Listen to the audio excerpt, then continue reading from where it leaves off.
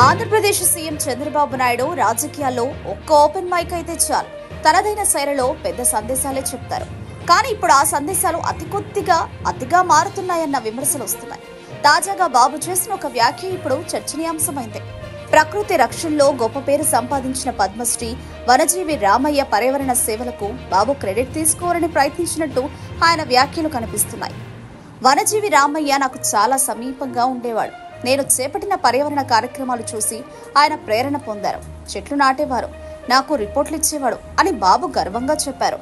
ఆయన వ్యాఖ్యల తర్వాత సోషల్ మీడియాలో సెటల వర్షం కురుస్తోంది.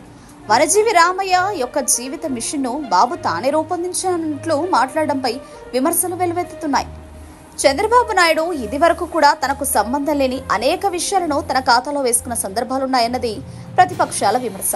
హైదరాబాద్ను ఐటీ హబ్గా మార్చిన ఘనత తనదే అని, మైక్రోసాఫ్ట్ సీఈఓ సత్య నాదెళ్లకు సాఫ్ట్వేర్ రంగంలోకి రావాలని చెప్పానని, అమరావతి నిర్మాణం ఒక్క తన వల్లే సాధ్యమైందని బాబు చాలాసార్లు చెప్పారు.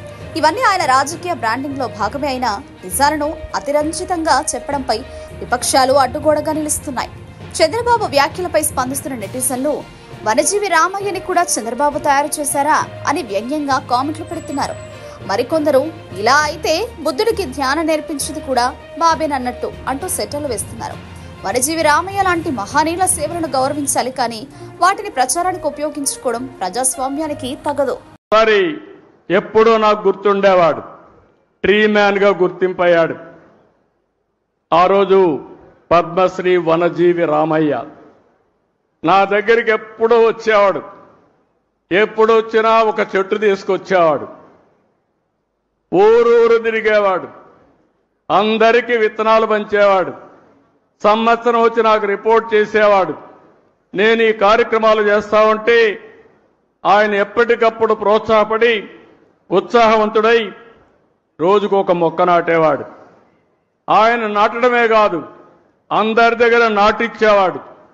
ఆ చెట్లను పెంచే కార్యక్రమాన్ని కూడా ఆయన నిర్వహించాడు. అందుకే కేంద్ర ప్రభుత్వం పద్మశ్రీ అవార్డు ఇచ్చింది. దీన్ని మనస్ఫూర్తిగా నేను అభినందిస్తున్నాను. ఆయన ఒక్కసారి స్మరించుకోవాల్సిన బాధ్యత మనందరిపైన ఉందని చెప్పి కూడా నేను మీకు తెలియజేస్తున్నా.